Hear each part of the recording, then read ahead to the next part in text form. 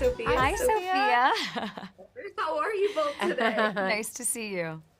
So nice to see the two of you and really beautiful, beautiful work on this film. It really just touched me and I can't tell you how much I love it. I can't wait for the rest of the world to see it. Oh, Thank you so thanks. much.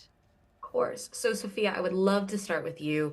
You had said that instead of over preparing for this role, you just wanted to be her. So I wanted to ask, how do you think walking in Alex's shoes like that helped reawaken you to life and the life around you? Oh, that's such a beautiful question, and it did exactly that.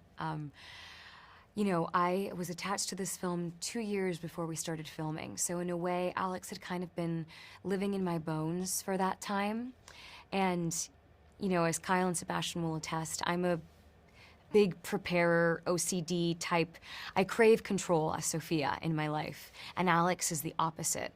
And as I was in New York, and I was meeting with Adam, and I was, you know, trying to prepare how I usually would for my roles, and I kept hitting these roadblocks, and I spoke to him and I said, this might be scary and you might not want to hear this, but something about Alex makes me just not want to over prepare her, and I think I understand her, and I think I just need to like be her so I can experience all the emotions in real time, because she experiences so much in every minute of the movie.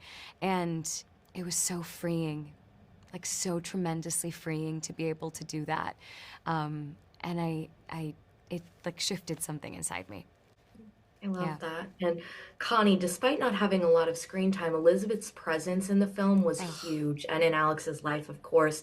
I think that was kind of a smart way to show that even when we lose someone and they're not physically there, they can still guide us. They are still present with us. Yeah. Can you speak a little about that connection and why that was the right way to show it for this movie?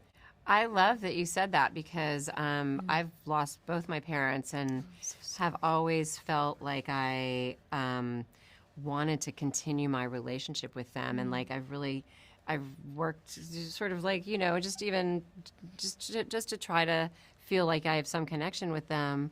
But I think what's wonderful about the way the story is written and the character of Elizabeth is that she really, as a mom, which is what we do as moms, she so tangibly wants to make sure that her kids are taken care of, and specifically her daughter, you know, is held in love and is put into a position where she can accomplish all that Elizabeth knows she's capable of accomplishing. And so, you know, she's doing. I love it. I love the character and the way it's written in the script because it's actually very aspirational for moms. Because as a mom, we all would love to be able to do that, to be able to look into the future enough and to leave behind something so tangible. And you know, when Elizabeth dies, she doesn't know for sure that Alex is going to be okay, but she does everything she can, and that's what we do as moms. You did an amazing job, and thank you for that beautiful answer. Thank I you. want to ask the two of you, why do you believe that remembering our childhood self can be key to self-discovery, and how do you make sure to embrace your younger self still to this day? What a beautiful question. And that's one of the most beautiful parts of our movie. I think something happens when we become adults and we become jaded by life, that 13-year-old dreamer that felt that she could do anything and that dreams were infinite and boundless, she kind of gets lost somewhere along the way. And reconnecting to her, how Elizabeth so brilliantly does with her daughter, is life-changing. And Alex reconnected me to the little Sophia in my heart that you sometimes forget. And I feel that she's so much more alive and present in me now. And I think that's such a beautiful thing that we have to be so intentional about.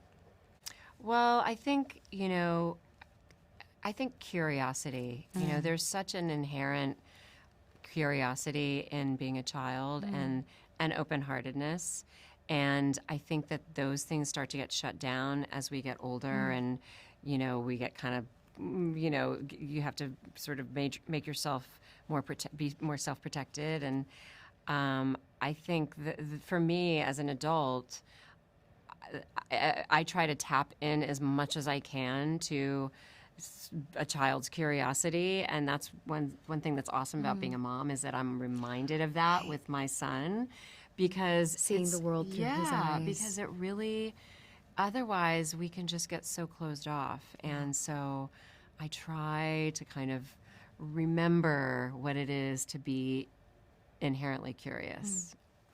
Thank you both so much for your time, and congratulations on this Thank movie. you. It's Thank you so so much, beautiful. Sophia. Thank you. Thank you. Have a great rest of your day. You too. Bye. Hi, Kyle. Hi, Sebastian. Hello. Sophia, it's a color. How are you both today? Oh, I feel good. Yeah, I feel great. All the better for seeing you. I am so happy to see you guys. I watched the film last night, and man, it really is incredible. You both should be so proud of your work in it, and I really can't wait for the rest of the world to see it. Good job. Well done. Elizabeth sees the potential in Alex and knows she has the potential to be something greater than what she has in life already. And Brad even points out how she always likes to talk like there's something wrong with her. So I want to ask the two of you, why do you think we're able to see those we love in a light that they can't see themselves in? Oh, That's a good question. man, I think it's probably how humans have survived that long. We just need each other. Yeah. If I could see it, I'd ruin it. Yeah. You know? Like, I think we need other people to reflect that part of ourselves. Absolutely. But if we see it, I think it's game over. I couldn't have said it better myself, actually. There we go. You see, we need each I other. said we it need for each you. other, right? There we go. I'm loving this. I'm loving this duo right now. Kyle, you had said something that I wanted to ask both of you about, but basically you had said that after watching the film, you hope viewers turn to the person next to them and hug them. And actually, I swear, before reading that, I actually got up and went and hugged my mother right after watching this film. Well I wanna played. That's good form right literally. there. And then Good I read form. that quote and Yeah. I was like, well, I have to ask about it now. Good But why form. do you both think films with fictional characters and a fictional story can bring us to that point of action after we watch a film? Oof.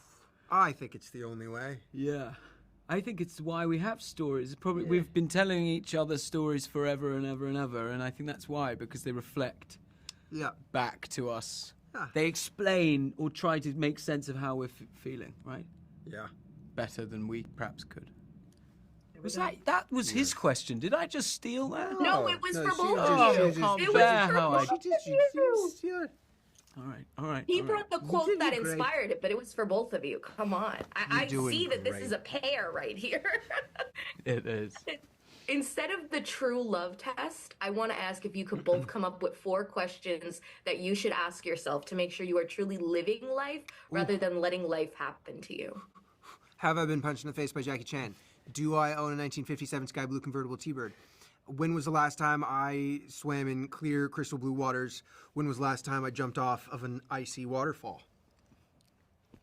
Funnily enough, apart from the Jackie Chan thing, that's all mine too. Yeah.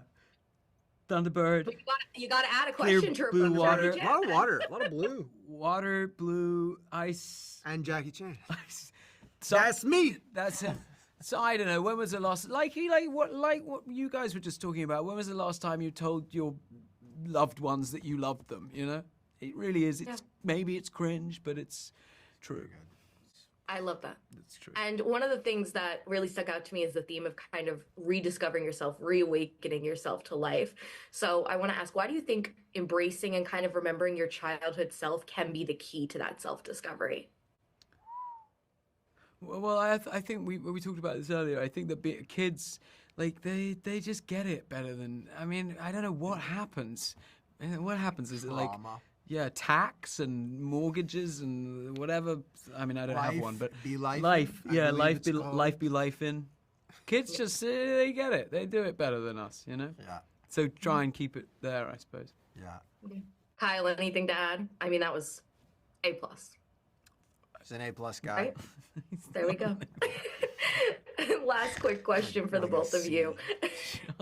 When was the last time in your life that you felt reawakened?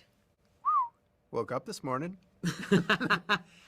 And on that note, Did it again. Did it again. Reawakened. Ooh. Oh man. Every time I hang out with Seb, it's like, good morning. he's a ray of sunshine, isn't he? I mean, God, aren't You I both lucky? feel Aren't really you watching this thinking the reawakened. luckiest man on earth, Seb de Souza? Thanks. Thanks. I took a cold shower. Did you? Yeah, it did Today, a lot. this morning? Did a lot for me. Yeah, that is a good thing. I woke up and I woke up again. Yeah. I hear that's good. Mine was warm this morning. Maybe I was sleepy. Yeah. I'm warm too. I do the warm shower too. That's the only way I can. You did the warm one? Okay. Not alone. Thank you both so much for your time. I really do appreciate it. Congratulations on the movie. Thanks. Fanboys, professional artists, and professors. Maybe a nerd who's just like you, talking about the things that you like too. So I invite you to the NOC in full color.